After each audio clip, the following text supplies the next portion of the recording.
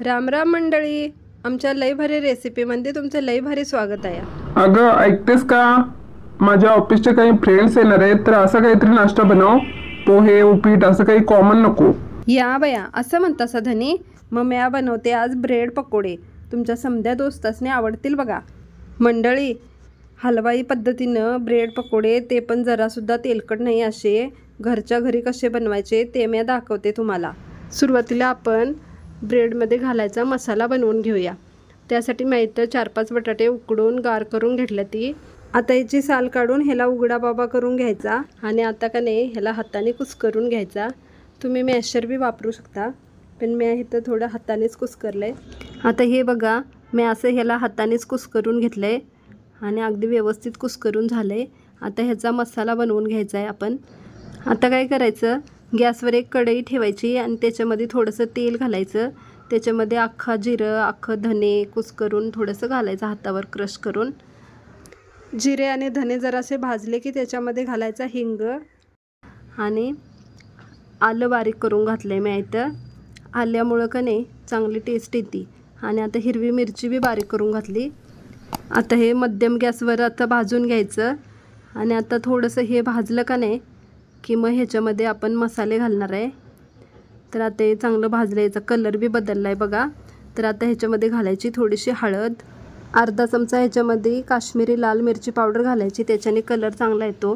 अर्धा चमचा धने पावडर घालायची, थोडीशी जिरा पावडर घालायची आणि कसुरी मेथी जरा गरम करून बारीक करून त्याची पावडर करून घालायची.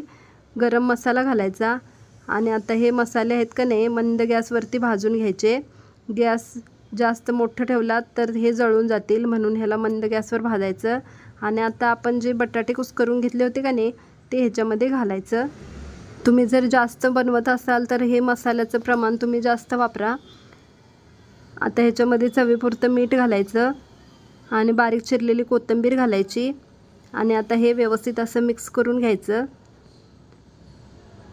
सगळ्या बटाट्याला हा मसाला, तेल या बटाट्याला लागलं पाहिजे, म्हणून 2 ते 3 मिनटासाठी ह्याला चांगलं परतून घ्यायचं.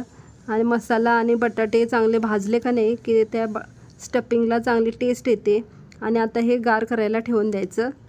आता आपण बॅटर बनवायला घेऊया. तर त्यासाठी मी एका बाउलमध्ये 2 वाट्या हरभरा डाळीचं पीठ घेतलं, म्हणजे बेसन घेतलं आणि त्याच्यामध्ये घातलं मीठ चवीनुसार आणि थोडीशी हळद घातली कलरसाठी.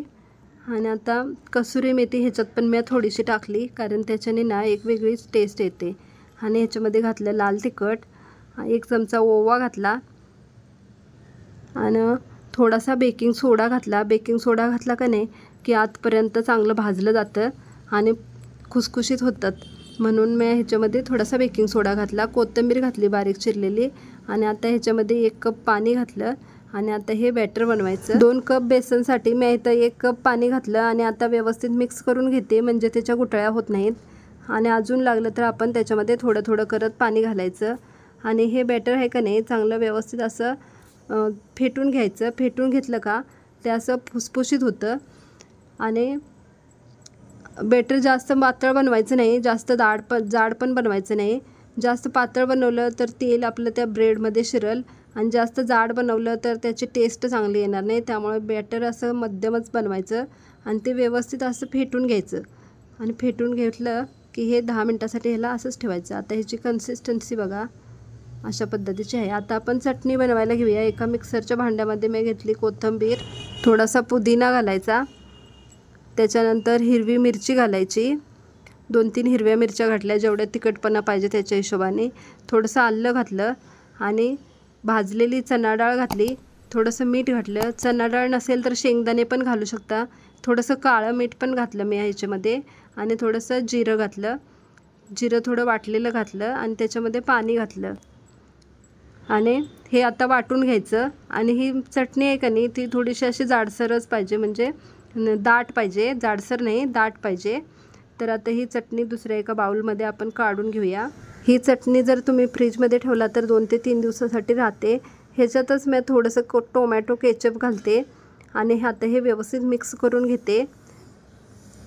तुम्हाला पाहिजे तर तुम्ही वेगळं केचप आणि वेगळी चटणी असं पण घेऊ शकता, पण मी दोन्ही एकत्रच केलं. तर काय होतं 2 वेळचा आपला ताप वाचतो. ब्रेडला आपण ते लावून घेणार ना, तर त्याच्यामध्ये 2दा लावायचा ताप चुकतो.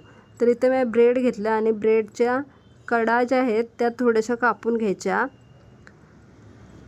नाही कापल्या तरी काही प्रॉब्लेम नाही, पण मी इथं कापून घेतले आणि त्याला आपली जी चटणी बनवली होती का नाही ती चटणी लावून घ्यायची. अगदी व्यवस्थित सगळीकडे लावायची. तर अशी मी चटणी लावून घेतली आणि त्याच्यावर घालायचा आपण जो बटाट्याचा मसाला बनवला होता का नाही तो स्टफिंग मसाला घालायचा आणि तो पण असा व्यवस्थित सगळीकडे लावून घ्यायचा. आणि त्याच्यावर दुसऱ्या ब्रेडच्या स्लाइसला चटणी लावून घ्यायची. ही तर मी दाखवले का नाही तशी व्यवस्थित अशी चटणी लावून घ्या. जास्त पण लावू नका, ह्याचं बरोबर असं प्रमाण आहे त्या पद्धतीने लावायचे. आणि आता हे त्याच्यावर ठेवून कट करून घ्यायचं. तुम्ही आधी ब्रेड कट करून मग हे लावून घेतला तरी चालेल, पण काम पटकन होण्यासाठी मी इथं आधीच लावून घेतलं आणि मग कट करून घेतलं. आता ह्याचे मी 4 तुकडे केलेत. तुम्हाला हवं तर तुम्ही 2च तुकडे पण करू शकता, पण आपला पकोडा लई मोठा बनतो म्हणून का नाही मी त्याचे 4 तुकडे करून घेतले. आता हे तुम्ही असंच खायचं असलं तरी बी खाऊ शकता, पण आता हे आपण तळून खाणार आहोत. तर का नाही आता हे ते बॅटर बनवलं होतं त्या बॅटरमध्ये हे असं घोळवून घ्यायचं. जास्त पण त्याला बॅटर लागलं नाही पाहिजे, असं सगळीकडे व्यवस्थित लावून घ्यायचं. कुठं उघडं नाही राहिलं पाहिजे, अशा पद्धतीने लावून घ्यायचं. तेलाचं जे तापमान आहे ते असं मध्यम पाहिजे, जास्त कडकडीत नको. तर आता हे मी समदे पकोडे त्याच्यामध्ये सोडते आणि भाजून घेते. बघा ते आपणच इकडून तिकडून फिरतायत, चांगले मस्त पोहण्याची मजा घेत आहेत. बघा ते तेलामध्ये पोहतात कसे. तर आता थोडंसं एका बाजूने भाजलं की दुसऱ्या बाजूला पलटी करायचं. जास्त वेळ एकाच बाजूने भाजू देऊ नका, नाहीतर मग दुसऱ्या बाजूने लवकर भाजत नाही, व्यवस्थित भाजत नाही. म्हणून का नाही हे जरासं गरम झालं की लगेचच दुसऱ्या बाजूने भाजायचं. आणि आता गॅस थोडं मोठं करायचं, म्हणजे हाय करायचं फ्लेम, आणि त्याच्यावरती 3 मिनटापर्यंत हे तळून घ्यायचं. जेव्हा पण तुम्ही असे पकोडे बनवता का नाही ते 70 ते 80% भाजले असतील अशा टायमात तेला काढून घ्या. बघा आता हे चांगले भाजलेले नाही आहेत, अजून हे कच्चे आहेत थोडेसे, पण मी आताच ह्याला काढलं. आता ह्याला थोडंसं गार होऊ द्यायचं आणि परत ह्याला त्या तेलामध्ये तळून घ्यायचं. आता तळताना का नाही तुमची मध्यमपेक्षा जास्त तेलाचं तापमान असायला पाहिजे.